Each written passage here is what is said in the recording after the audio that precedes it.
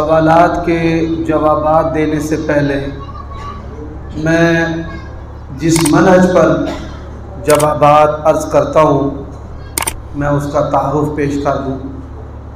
सबसे पहले किसी भी सवाल का जो जवाब है वो अल्लाह ताला की किताब कुरान मजीद और नबी अलैहिस्सलातु वस्सलाम की सुन्नत और हदीस से दिया जाता है। और अगर किसी दलील का इस्तेहज़ार हमें ना हो या हमारे इल्म में ना हो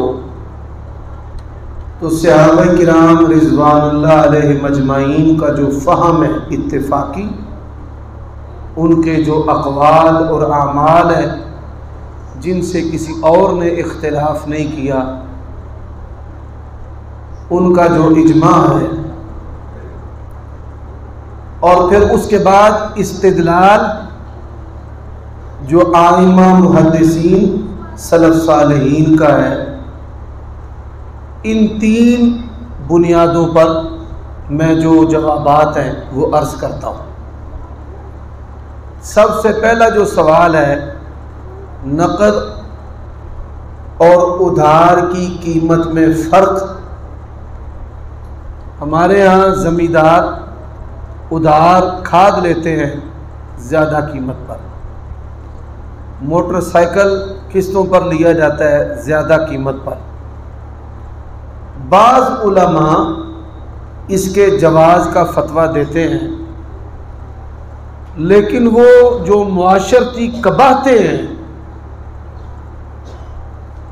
उनसे या तो वाकिफ़ नहीं है या चश्मपोशी कर लेते हैं, क्योंकि मुआशरे में नकद और उधार का फ़र्क ज़्यादातर वो लोग करते हैं जिनका कारोबार सूदी होता है। क्या होता है? सूदी। और वो लोगों को झांसा देने के लिए उलमा के फतवों का नाजायज़ इस्तेमाल करते हैं।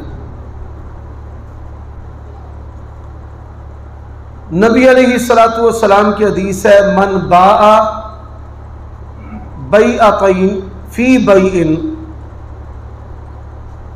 फलहु औकसुहुमा अविर रिबा। जो बंदा एक बै में दो बै करता है, कम कीमत जायज़ है, ज़्यादा लेगा तो सूद है। सहाबा किराम ने इसकी तशरीह खुद कर दी है। हमारे यहाँ अहले हदीसों में बाज़ उलमा की फ़िक्र ये भी है कि आयत और हदीस का जो फ़हम किसी सहाबी ने बयान किया है उसको छोड़े, उसका फ़हम छोड़ दें और मेरा फ़हम ले लें। बाज़ में ये सोच है। तो हम सलफ़ सालिहीन के फ़हम पर किताब व सुन्नत को लेने के कायल हैं। ओवन ज़रूरत है या ख्वाहिश है? बोलिए भाई। फ्रिज, LCD, मोबाइल, तो ये जितने भी इदारे हैं ये लोगों की ख्वाहिशात उससे झांसा देकर ये चीज़ें बेचते हैं। मजबूर आदमी जो है उस पर फतवा नहीं लगाना चाहिए और आम हालात में इसको इख्तियार नहीं करना चाहिए। ये बात ज़हन में रखना। जी, दूसरा सवाल आपका। इनका दूसरा सवाल भी है। नहीं, बालों का जो ट्रांसप्लांट है ये जायज़ है। इंसानी जो बाल है, यानी एक आदमी गंजा है, यहाँ से बाल निकाल कर यहाँ लगाए जाते हैं, तो ये दुरुस्त और जायज़ है। कोई भी नस इसकी ममानत पर नहीं है। नबी अलैहिस्सलातु वस्सलाम के दौर में एक जंगजू सिपाही था, तलवार के वार से उसकी नाक कट गई, ये नाक। तो उसने नबी अलैहिस्सलातु वस्सलाम से पूछा कि मैं नाक बनवा कर लगवा लूँ। आप सल्लल्लाहु अलैहि वसल्लम उसको इजाज़त दे दी। चांदी की नाक उसने बनवाई और लगा ली। अब चांदी जो है आपको पता है मैली हो जाती है। जो लोग चांदी की अंगूठियाँ पहनते हैं इसको धोना पड़ता है साबुन से, अगर ना धोएंगे तो ये काली हो जाती है। तो चंद दिनों के बाद या कुछ अरसे के बाद उसने रसूलुल्लाह से शिकायत की कि ये तो काली हो जाती है, तो सोने की लगवा लो। आप सल्लल्लाहु अलैहि वसल्लम ने उसे सोने की नाक लगवाने की इजाज़त दे दी। अब एक सोने बतौर जेवर के मर्द नहीं पहन सकता, बतौर ज़रूरत के दांतों में रेशे का मसला है, दांत के ऊपर सोने का खौल चढ़वा लिया, जायज़ है। इसी तरह घड़ी है सोने के चेन वाली या डायल वाली, ये अमूमन कीमती जो घड़ियां हैं राडो वगैरह, उसके अंदर भी सोने और हीरे का इस्तेमाल किया जाता है, तो ये भी जायज़ है जी।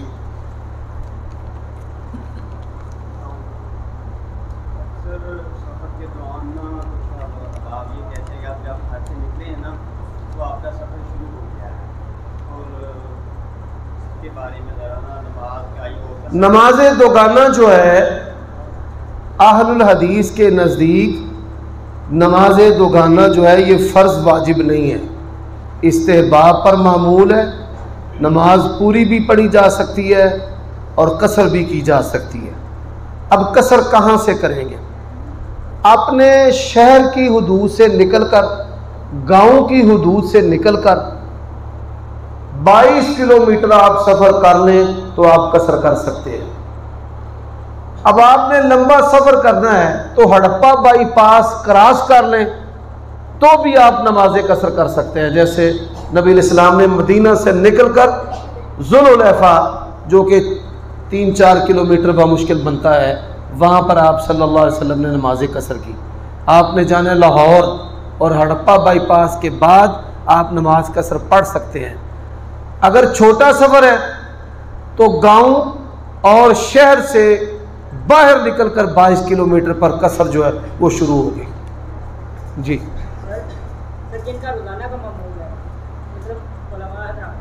जिनका रोज़ाना का मामूल है जमात इख्तियार करनी चाहिए और जमात में पूरी पढ़ें, और अगर जमात इख्तियार नहीं होती तो कसर पढ़ सकते हैं। मिसाल मैं गुजरांवाला से आया हूँ, मैंने अभी आपको नमाज जुमा पढ़ाई है, अब मैं ज़ोहर में असर पढ़ सकता हूँ।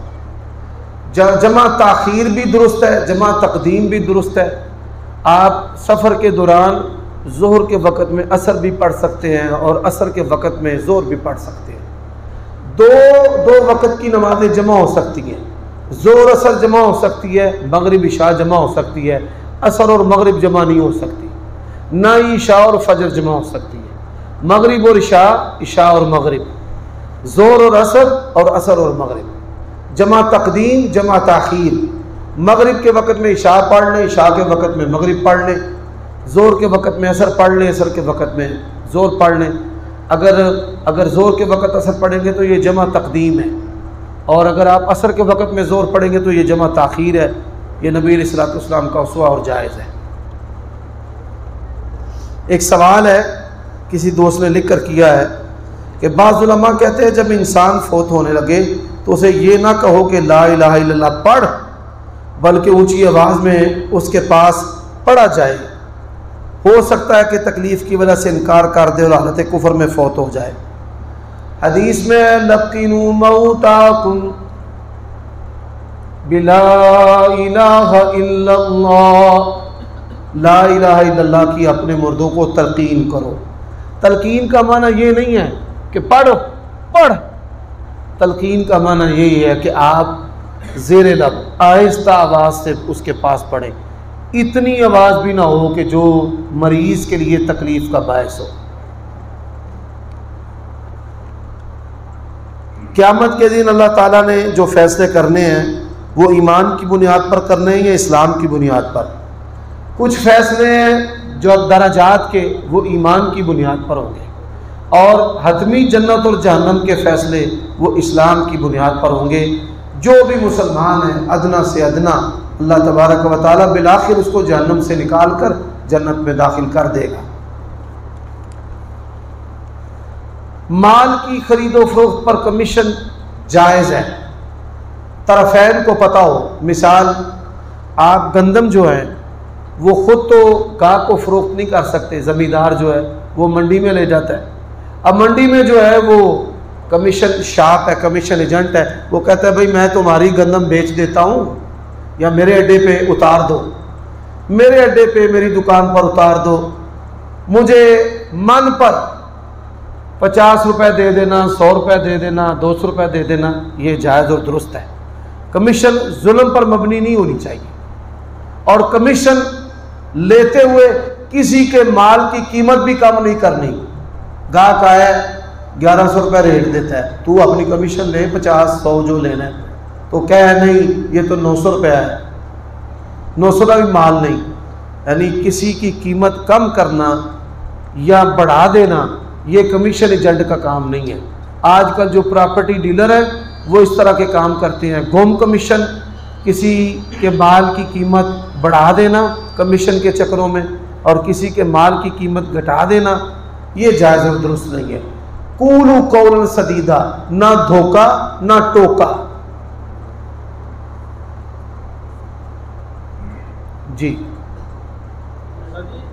कुर्बानी के जानने वाले सवाल है, कौन से नुकसान जैसे सींग टूट जाना, कान फट जाना या दूसरी ज्यादा जो मामूली नकायस हैं कुर्बानी के जानवरों में, आपको पता है कि सींगों वाले जो जानवर हैं वो भिड़ते हैं और सींग जो हैं वो झड़ भी जाते हैं, टूट भी जाते हैं और कान जख्मी भी हो जाते हैं। मामूली नकायस ये कुर्बानी के जानवरों में ऐब नहीं है। पहला ऐब है काना होना, अंधा होना। दूसरा ऐब है लंगड़ा होना, यानी वो मुस्तकिल लंगड़ा है, वक्ती लंगड़ा नहीं। एक आदमी उसको मोच आ गई है तो वो वक्ती तौर पे लंगड़ा होता है, उसको कोई बंदा लंगड़ा कहता है? बोलिए, नहीं कहता। जिसको मोच आई है क्यों लंगड़ा के चल रहा है, भाई मोच आ गई है, लेकिन वो लंगड़ा नहीं है। ऐसे ही जो लंगड़ा जानवर है मुस्तकिल लंगड़ा होना उसका वस्फ है। इसी तरह कान कुतरा, शरका, थोड़ा जा कान या फार्मा दे विच कान दे विच सुराख कर देने, नंबर डोरी पा छड़ देने, या कई दफ़ा जानवरों च बीमारी आउंदी है तो उन्होंने कानों नूं कुतरिया जाता है। मामूली जानवर दे कान नूं चीरा ला छड्डदा डॉक्टर, कान पाटा होवे, कुतरिया होवे, जिन्होंने साड़ी पंजाबी चाहते हैं कान कुतरा। मामूली कान पे ऐब ये कुर्बानी के ऐबों में से ऐब नहीं है। इसी तरह बूढ़ा मरियल, बूढ़ा मरियल ये भी कुर्बानी के ऐबों में से ऐब है। खीरा होना, ऊंट भी दोंदा, गाय भी दोंदी, बकरा भी दोंदा ते छतरा भी दोंदा। ना मिले ते जज़ा तुम मिन ज़ान, पक्का खीरा 9 माह दा जे दोंदा ना मिले। साढ़े पाकिस्तान दे अंदर दोंदे की वजह तो जानवर की कीमत घट ते जिस्म की वजह तो, वजन की वजह तो जानवर की कीमत है। हमारे यहाँ पाकिस्तान में जिस्म और वजन की बुनियाद पर जानवर की कीमत होती है, हुस्न की बुनियाद पर जानवर की कीमत होती है। बहुत कम ऐसा देखने में आया है कि दांतों की वजह से जानवर की कीमत हो। तो ये कुर्बानी के ऐब हैं। ये तस्वीर एक है इसका पहलू जिसके साथ इंसानों की मनफत फ़ायदा जुड़ा है, संदों पर, रजिस्ट्रियों पर, तो ये जायज़ और दुरुस्त है। बिला मकसद तस्वीर कशी ये सही नहीं है, न इसका फतवा दिया जा सकता है। नहीं नहीं जी, बचपन में जानवरों के सींग निकाल देना ये कोई ऐब नहीं है। जब वो जवान होता है, शहरों में जब कुर्बानी के अयाम होते हैं तो सींगों वाले जानवर लोग नहीं खरीदते, वो सस्ते होते हैं, डरते हुए कि बच्चे जो हैं वो ज़ख्मी ना कर दे या बड़ों को ज़ख्मी ना कर दे। कई दफ़ा इंसान कत्ल भी हो जाता है सींग लगने से, मर जाता है। तो क्या होता है, जब वो बछड़ा होता है बचपन में उसके सींग जो हैं वो निकाल देते हैं, फिर जब वो जवान होता है तो छोटे छोटे सींग उसके निकल आते हैं। ये ऐब नहीं है, ये ऐब नहीं है। देखिए टुटिया ते कटिया ऐब है, भाई कट्टे की जिहड़ी कुर्बानी है बाज़ इलाके विच अहले हदीस दे कायल ने ते बाज़ विच नहीं कायल। तुहाडे जिहड़े इलाके दे मुफ्ती ने उन्हां दे कोलों फतवा ले लो, मैनू कट्टा बज्या ही रहन दे। ये 9 मिनल बाकर है, गल समझो, ये 9 मिनल बाकर एक किस्म है गां दी किस्म दे विचों ही, गां नहीं। नबी सलाम ने अपनी बीवियों की तरफों गां की कुर्बानी की है। बकर जड़ी है ना वो गां है, ये 9 मिनल बकर है। जिमें याक है, पहाड़ी गां होंदी है एडी बकरे छतरे जिहड़ी गां है, दुध देंदी है 10 किलो दुध देंदी है, पौना किलो दुध देंदी है, वो भी गां है, किस्म एक गां दी। ये गाय की किस्म है, गाय नहीं है। और कुरान मजीद में कुर्बानी के 4 जानवरों का जिक्र है। ऊंट 8 किस्में बन जाती हैं, मुज़क्कर मुअन्नस, गायें मुज़क्कर मुअन्नस, बकरा बकरी और छतरा छतरी। गायें ही ज़िबा करें, हमारे प्यारे नबी ने गायें ही ज़िबा की है। अगर गायें ना मिले, क्या ना मिले, गायें ना मिले तो 9 मिनल बकर ज़िबा कर लें। और जो आपके इलाके में जानवर हो ना वो ही ज़िबा करया करो। मिसाल याक सकरदू ऊपर पहाड़ों पे बर्फ़ में रहता है, वो भी गाय की एक किस्म है, उसको हमारी ज़ुबान में याक कहते हैं। बर्फीली गायें जो है आसान लफ्ज़ों में, अब लोग सस्ती मिलती है ले लेते हैं, लेकिन गोश्त खाने से बीमारियां फिर पैदा होती हैं। ऐसे ही पस्तौल वाले बकरे, जो मुतनाविल आपके इलाके में चीज़ खाई जाती है उसको ही आप ज़बह करें। यही सलफ़ सालेहीन सहाबा किराम उनकी सीरतों से मिलता है। सस्ते की बचत के चक्करों में अजीबो गरीब किस्म की मखलूक को लेकर ज़बह करना ये कोई मुस्तहसन और अच्छा अमल नहीं है। जी जी, मैंने ये कहा है कि हमारे बड़े सारे उलमा, मैंने सुभान अल्लाह, बड़े सारे हमारे उलमा इसके जवाज़ के कायल हैं। इसलिए मैंने कहा है कि आपके इलाके में जो आपके मुफ्ती और शेख हैं उनसे रहनुमाई लें। और मैंने तफसील भी बता दी है कि आप सल्लल्लाहु अलैहि वसल्लम ने गाय की है और ये गाय की ही किस्म है। अगर आपको गाय नहीं मिलती तो आप इसको कर सकते हैं। मैं तो ये समझता हूँ, मैंने जवाज़ का ही फतवा दिया ज़रा दरमियाने लफ्ज़ों के साथ। असल में बाज़ लोग है ना अहले हदीस, वो बड़े टक्कर वाले मिजाज दे होंदे ने।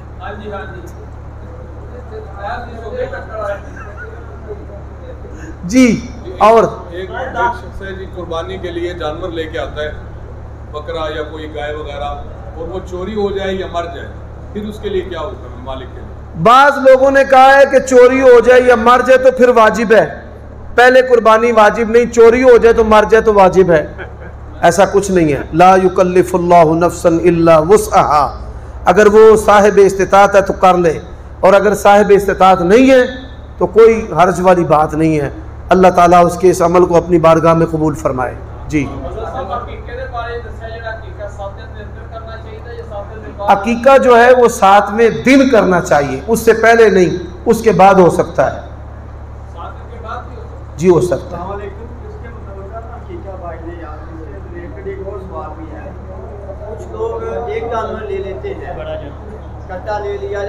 बड़े जानवर से अकीका नहीं होता, बड़े जानवर से अकीका नहीं होता। हदीस है, अब्दुर्रहमान बिन अबी बकर रज़ी अल्लाह ताला अन्हु के घर में औलाद नहीं थी, किसी ने दुआ दी, अल्लाह ताला इसको बेटा दे तो हम ऊँट नहर करेंगे, यानी ऊँट दा अकीका करांगे। उन्होंने फरमाया रसूलुल्लाह की सुन्नत तुम्हारे बेटे से अफजल है। अनिल गुलामी शातानी व अनिल जारियती शातुन, लड़का तो 2, लड़की हो तो 1। जी, घर के बंदा दलील वगैरह या दूसरी शहर पका के खा सकता है, तकसीम कर सकता है। 10 मुहर्रम के दिन अहले तशय्यो की ज़िद में मीठी चीज़ पकाना और तकसीम करना ये भी हमाकत से कम नहीं है। इस तरह की चीज़ें नहीं करनी चाहिए। देखिए ना गम ना हलीम कुरान दी इस विच आउंदी है, ना मिठे चौल कुरान दी इस विच आउंदे। बात समझ आइए, ये इफरात व तफरीत है। जी बेटा जी।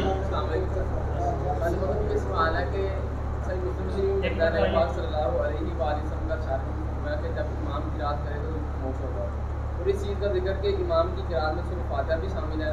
सुन्नत में माजा मिलता है कि नबी पाक सल्लल्लाहु अलैहि वसल्लम का शागिर्द सुन्नत फरमाया कि जब इमाम तकबीर करे तो नहीं तकबीर करो, जब वो यानी मतलब दुआलिम करे तो आमीन करो, जब तकबीर करे तो इन्नमा जुइलल इमामु लियुतम्मा बिही इज़ा कब्बरा फकब्बिरू व इज़ा क़रा फंसितू। ठीक। वइज़ा क़ाल गैरिल मग़ज़ूबि अलैहिम वलद्दाल्लीन फ़क़ूलू आमीन। नबी अलैहिस्सलाम ने फरमाया इमाम इसलिए बनाया गया कि उसकी इक्तिदा की जाए, जब वो अल्लाहु अकबर कहे तुम भी अल्लाहु अकबर कहो, और जब इमाम किरात करे तो तुम जो है वो खामोश हो जाओ। इस हदीस को नबी अलैहिस्सलाम से बयान करने वाले सहाबा किराम में से हज़रत अबू हुरैरा भी हैं। कौन?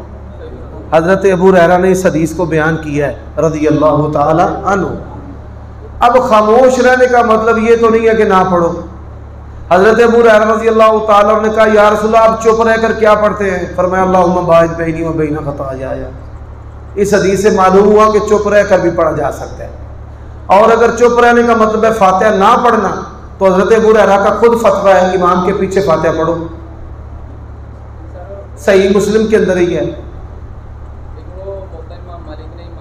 बेटा जी हदीस का माना सहाबी रसूल ने समझना या मैंने आपने?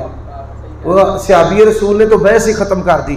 खुद ही वो इस हदीस को बयान करते हैं और ख़ुद ही कहते हैं इमाम के पीछे फातिहा पढ़ो। इक़रा बिहा फ़ी नफ़्सिक या फ़ारसी, सही मुस्लिम में हदीस है। तो पता ये चला कि इस हदीस का ये माना है ही नहीं कि फातिहा ना पढ़ना। अगर फातिहा ना पढ़ना इस हदीस का माना होता तो हज़रत अबू हुरैरा को क्यों कहते भाई फातिहा पढ़ो? क्या ख्याल है?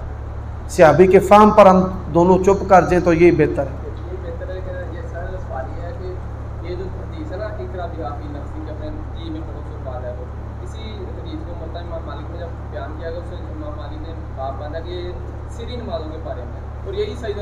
अच्छा ये देखें सुब्हान अल्लाह, आपने ये जो फरमाया है कि ये सिरी नमाजों के बारे में है, हदीस में लफ्ज़ है इन्ना नकूनु वरा अल इमाम। अब सिरी नमाजों में तो बंदा इमाम के पीछे नहीं होता, 5 नमाजों में इमाम के पीछे होता है ना, कि सिर्री जो है वो बाजमात और जारी जो है इनफिरादी पढ़ते हैं। हदीस के लफ्ज़ जो हैं वो हर चीज़ ही ख़त्म करके रख देते हैं। इन्ना नकूनु वरा अल इमाम, तो उन्होंने क्या कहा? इक़रा बिहा फ़ी नफ़्सिक। अच्छा जो माना करते हैं ना फ़ी नफ़्सिक के से मुराद सिर्री।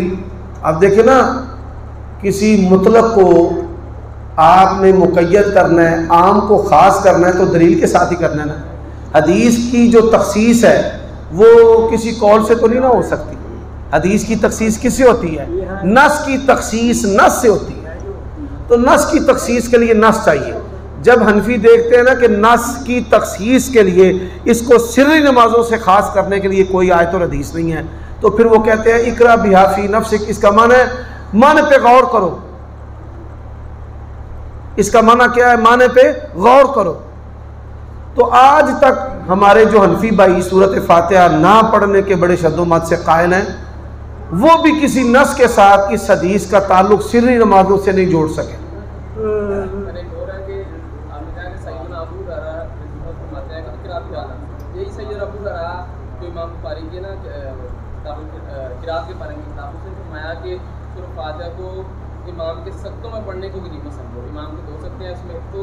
देखें नबी अलैहिस्सलातु वस्सलाम ने इमाम के पीछे सूरत फातिहा पढ़ने की कोई जगह मुतय्यन नहीं की। बाज़ आइमा हैं जो सख्ते करते हैं तो सख्तों में पढ़ लें, बाज़ आइमा सख्ते नहीं करते तो साथ साथ पढ़ लें, बाज़ आइमा लंबा सख्ता करते हैं तो पहले पढ़ लें। अब आप देखें ना, रब्बी जअलनी मुक़ीमस्सलाति व मिन ज़ुर्रिय्यती, इमाम किधर है हम किधर हैं? सुबहान रब्बियल आला सुबहान रब्बिल अज़ीम, वो किधर है हम किधर हैं? अदद में भी फ़र्क है, अल्फाज और आगे पीछे भी। तो नबी अलैहिस्सलातु वस्सलाम ने इसकी कोई जगह जो है वो ख़ास नहीं की। ये सहाबी का फ़हम है। अगर आपको सख्तों का इमाम मिलता है तो सख्तों में पढ़ें आप, गनीमत है। यानी इसका मतलब ये नहीं है कि सख्तों के बगैर मफहूम मुखालिफ इसका मुराद नहीं लिया जा सकता। सुभान अल्लाह। अगर आपने बोलना थोड़ी आवाज़ आहिस्ता रख लें। सर मेरी मोबाइल की शॉप है मैं कोई करना चाह रहा 30,000 रुपये का मोबाइल कंपनी में देती है तो पूरे डिस्काउंट करती मैंने 200 रुपये का, सॉरी 2,000 रुपये का डिस्काउंट कर दी, वो 28,000 रुपये का हो गया। अगर कस्टमर मेरे को नेट पेमेंट देना आ जाए तो मैं देना 28,200 रुपये लगा लो, 500 रुपये लगा लो, ना खा जाए तक। अगर उनको कहता मेरे को ज़्यादा जरूरत नहीं है, पैसे नहीं है कि मैं 3 माह बाद हो जाऊँगा तो मैं उनको 30,000 रुपये उससे बाद जो कंपनी की नुमाइश से जायज़ है, जायज़ है। कंपनी का रेट लेंगे ना, बात नहीं ना लेंगे, ठीक है, जायज़, बिल्कुल जायज़। ऑनलाइन करेंसी की कोई हैसियत नहीं है, ना किसी हुकूमत ने माना है। आज जो बिटकॉइन है, क्रिप्टो करेंसी है, ये सब फ्रॉड, सूद और जुआ की सूरतें हैं जी। हाँ, हो जाती है। नबी अलैहिस्सलाम ने फरमाया ऐसी बीमारियां आएंगी जो तुमने और तुम्हारे आबाओ अजदाद ने सुनी भी नहीं होगी। हुण जिस बंदे नूं दिल दे विच स्टंट पाते हैं वो ज़मीन डॉक्टरां दा सजदा नहीं करना, गोडे स्टील दे पाते हैं। सुभान अल्लाह। गल समझावांगा। उन्हें सवाल बड़ा अहम किया है। कुर्सियों पे नमाज जो लोग पढ़ते हैं, बाज़ लोगों को गुस्सा आता है, और गुस्सा किस वजह से आता है? सफ टूटती है। और बाज़ लोग जो हैं वो बड़े टेक लगा के ऐसे नमाजें पढ़ते हैं कि जैसे इबादत नहीं हो रही, जैसे अल्लाह ताला इंसान अल्लाह के सामने झुकता है ना क़याम में, रुकू में, वो कैफियत इधर नज़र नहीं आती। इसलिए लोग खिलाफ हैं कुर्सियों पर नमाज पढ़ने के। देखिए मौजूदा दौर में कई बीमारियां ऐसी हैं, कुछ लोग हैं जिनको कूल्हे की जो हड्डी है स्टील की उन्होंने डाली है, घुटने स्टील के, टखने स्टील के, इस तरह दिल का बाईपास करते हैं, जिगर ट्रांसप्लांट करते हैं, दिमाग के अंदर वो ऑपरेशन करते हैं, और फिर उनको कहते हैं कि आप लोगों ने ज़मीन पर नहीं बैठना, झुकना नहीं, सजदा नहीं करना, रुकू नहीं करना। ये उन पर डॉक्टर जो हैं वो ताहयात पाबंदी लगा देते हैं। ऐसे जो बीमार लोग हैं वो अगर अपने घर में भी नमाज पढ़ लें तो उनकी नमाज जायज़ और दुरुस्त है, क्योंकि वो बीमारी और इज़्तिरारी कैफियत में है। लेकिन अगर वो मस्जिद में आते हैं, मस्जिद की मोहब्बत में, जमात की मोहब्बत में, फिर इमाम का जो कुरान पढ़ने का अमल है, यानी ये हर चीज़ इंसान को सुकून देती है। मस्जिद के अंदर आना भी सुकून का बायस है, जमात में शामिल होना, फिर हाफिज़ साहब का कुरान सुनना, बाज़ बड़ी बड़ी प्यारी किरातें करने वाले कुर्रा हैं। अब वो बेचारे आ गए, सजदा नहीं कर सकते, ज़मीन पे बैठ नहीं सकते, तो उनके लिए फिर उलमा ने कुर्सी पर नमाज पढ़ने का फतवा दिया है, चंद शराइत के साथ। पहली शर्त ये है कि इसमें गफलत और लापरवाही ना हो कि बंदा इंज पे है,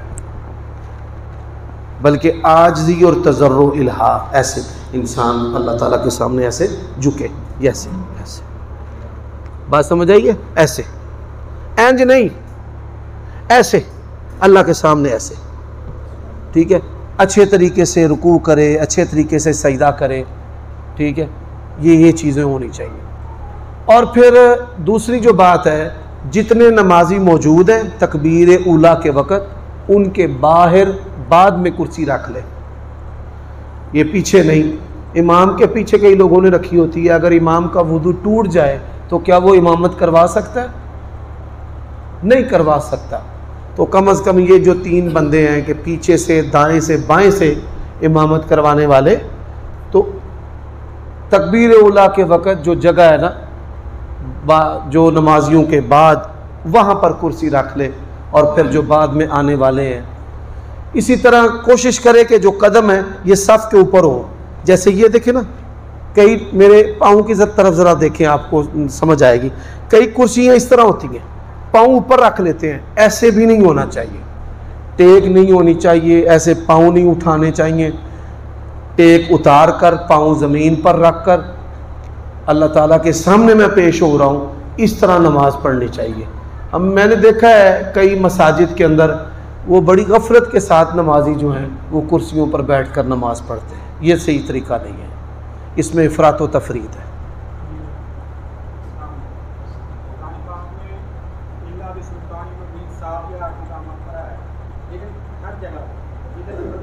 यासीन के अंदर जो मुबीन वाला दम है ना, ये सूफियों की इजाद है। इसमें तर्जुमा और तफसीर में ना हर जगह फ़र्क है। यही मैं कहता हूँ कि तर्जमा और तफसीर का जो फ़र्क है, ये तो आपको पता है फ़िरक़ा वारियत का फ़र्क है।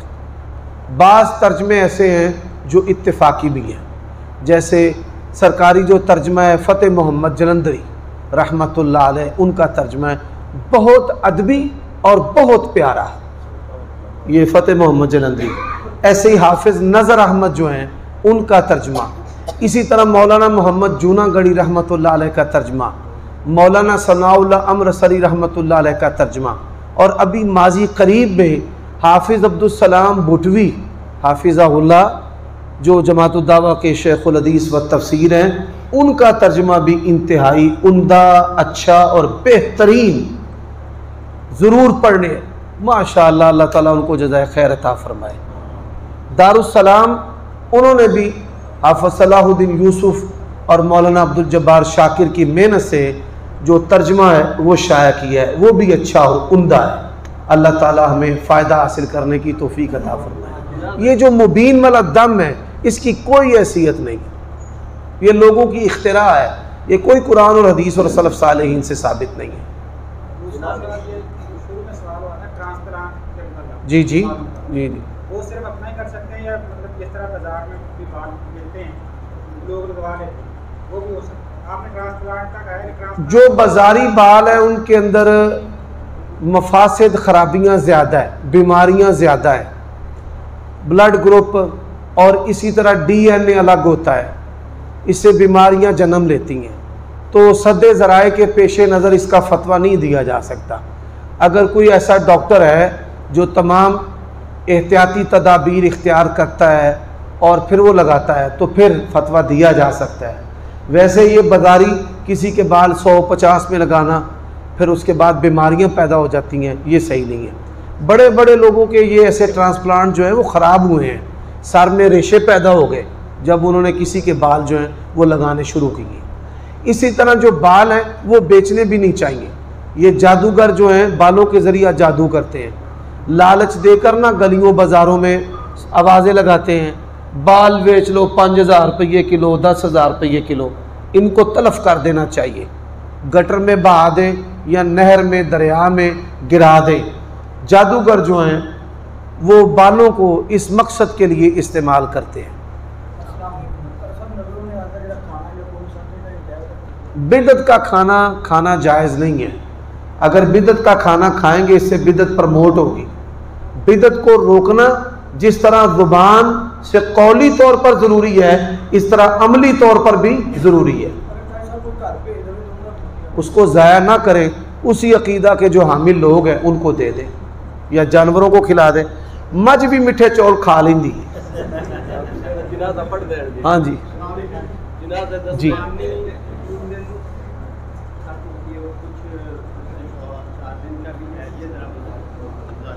कुर्बानी जो है वो चौथे दिन भी जायज़ और दुरुस्त है। यही हमारे अकाबिर अहले हदीस का फतवा है। फतवा उलमाए अहले हदीस में यही लिखा हुआ है और ये हक और सच है। जी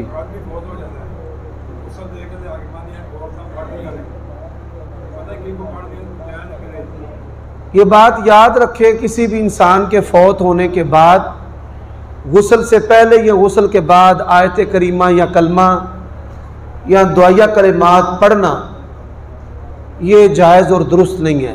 बाज़ उलमा ने इसको नौहा करार दिया है। नौहा ये जायज़ और दुरुस्त नहीं है। जी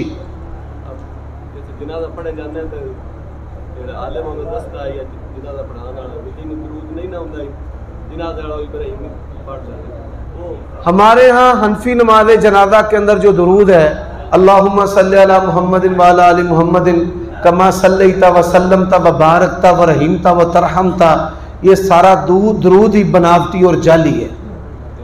रसूलुल्लाह सल्लल्लाहु अलैहि वसल्लम से ये साबित नहीं है। नमाज जनाजा के अंदर नमाज वाला दुरूद ही पढ़ना चाहिए। अल्लाहुम्मा सल्ली अला मुहम्मद व अला आलि मुहम्मद। देखिए, कबूल अदम कबूल अल्लाह को पता है। मैं आपको फतवा नहीं दूंगा कि आप उनकी मस्जिदों से निकल जाएं और उनके जनाजों से निकल जाएं, दावत का काम रुक जाएगा। ये तो अंग्रेज़ों ने फिरके रजिस्टर्ड करके हमें उनकी मसाजिद से बाहर निकाला है, नहीं तो पहले हमारे उलमा उनकी मसाजिद में ही सुन्नतों पर अमल करते थे। उसका फ़ायदा क्या है? अब आप देखें ना, एक बंदा उनकी मस्जिद में जाके सुन्नत के मुताबिक नमाज पढ़े, सारे नमाजियों को पता लग जाना है, लगना कि नहीं लगना, तो भावें लखा ने जलसे रख लो, उन्होंने चो किसी में नहीं होना। यानी ये जो चीज़ है ना, हिकमत की बुनियाद पे इसको इख्तियार किया जाएगा कि जब आपका नमाज पढ़ने का अमल आपको फ़ायदा दे, दावत उससे फैले, तो आप पढ़ें। और अगर आप देखें ना, अगर हम उनकी खुशी गमी में शामिल नहीं होंगे, उन्हें कहना एडे तुसी जनती भाभी साडी मां मर गई है तो तुसी आए नहीं, लगे फिर काले बागा दावत दे। सुभान अल्लाह, ये तो हमने कहना है, हमने ये बिल्कुल कहना है कि भाई ये तरीका सुन्नत के मुताबिक नहीं है। मुझे एक आदमी वो कहने लगा, हाफिज़ साहब मैं जब जनाजा पढ़ता हूँ ना तो मैं क्या करता हूँ, पाई स्पीड होली रखी है, असा पीछे फातिहा पढ़नी है, असा नबी पाक का दरूद पढ़ना है। सुभान अल्लाह, पूरे जनाजे पे आए हुए लोगों को सुन्नत की तबलीग हो गई। आप भी ऊंची आवाज से बोले, कोई बंदा आपको कुछ कह जाए मुझे पकड़ लेना। अल्लाह ताला फरिश्तों के जरिए बंदे की हिफाजत करता है। आवाज दे पीछे से, भाई हमने सुन्नत के मुताबिक फातिहा शरीफ पढ़नी, हमने सुन्नत के मुताबिक नबी पाक वाला दरूद भी पढ़ना है। मौलवी साहब स्पीड होली रखे आते। अल्लाह ताला आपको जज़ाए खैर दे। सुभान अल्लाह, अकलमंदों के लिए तुहाडा मतलब है भाई भाभी हुण सोटा लैके मेरे मगर चढ़ जान। आप समझे बात, एक बात समझ ले। असी एक बंदे ने मैनू जलसे ते सद्या ते आख्या, हाफिज़ जी छौडे ला दिया जे, छड्डिया जे कोई शै ना, ते कुरान दी चो बाहर नहीं जाना। मैं कहा बिल्कुल कुरान दी चो मैं बाहर नहीं जाना। तकरीर में की थी, आयतां पढ़ियां, हदीसां पढ़ियां, ते मैनू आंदा कोई चस नहीं आया। मैं क्यों, ये ना तुसां देवबंदियां दा नाम लिया, ना बरेलवियां नू ललकार पाई जे, ना कोई शियां दी छतरौल कीती रे। मैं कहा यार तू आप ही आखिया सी कुरान दी इस विचों बाहर नहीं जाना, हुण ना कुरान विच देवबंदी, ना बरेलवी, ना शिया है ने। भाई इमामत के लिए अल्लाह ताला और उसके रसूल ने शराइत बताई है। किसी फिरके का नाम बरेलवियों का नाम होंगे भाई अल्लाह रसूल ने आख्या हो बरेलवियों के पिछे ना पढ़िया जे, देवबंदियों के पिछे ना। शराइत इमामत है, अकीदा सही होना चाहिए, बाकिरदार होना चाहिए, और सुन्नत का कुरान का क्या होना चाहिए, माहिर। बस यही चीज़ें बयान करें जिसमें ये चीज़ें आपको नज़र आती हैं, आप उसके पीछे नमाज पढ़ सकते हैं।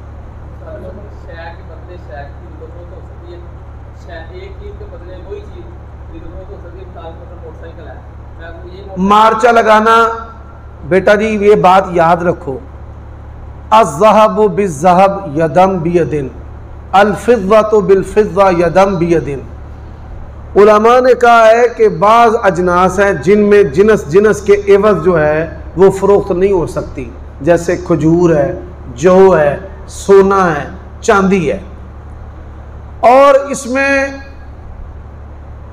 कुछ अजनास हैं जो कुरान हदीस में नहीं आई, मनसूस नहीं है। उन गैर मनसूस चीज़ों में मार्चा लगाना जायज़ और दुरुस्त है। मोटरसाइकिल है, हमारा जो मार्चा है वो क्या किस तरह है कि मोटरसाइकिल है भाई ये 20 की है और ये 30 की है और 10,000 रुपये साथ दे दो, यजूज़ जायज़ है। क्यास के साथ तो ना किसी चीज़ को हम आराम कर सकते हैं।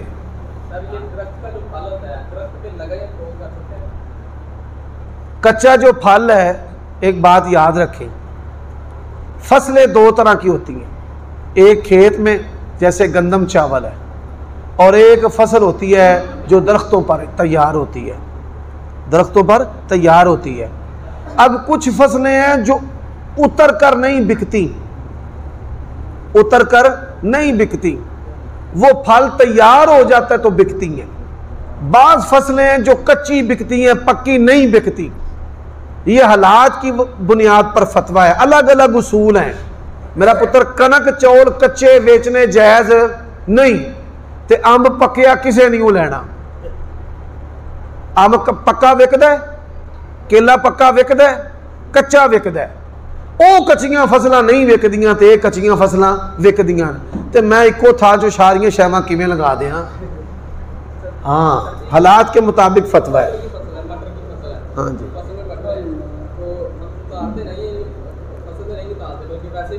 मटर ठीक है पुत्र, मटर जिसले विकन दे काबल हो गए ने, गंडा विकन दे काबल हो गया है तो पटाई जड़ी वो आंदे ने भाई जिन्हें लई आप ही पे पटाई देवे, उदों जायज़ है बेचना, जायज़ है।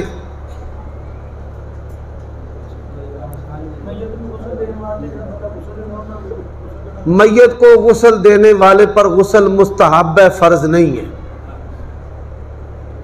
मुस्तहब है, इस्तेहबाब पर मामूल है। कपड़े पलीत नहीं होंगे।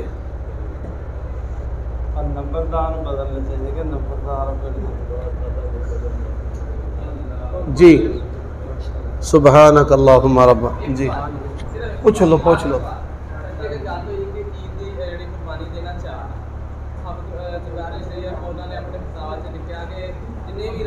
जमहूर उलमाए अहले हदीस, क्या मैंने कहा है? बस अल्लाह किलो तकफीहिल इशारा,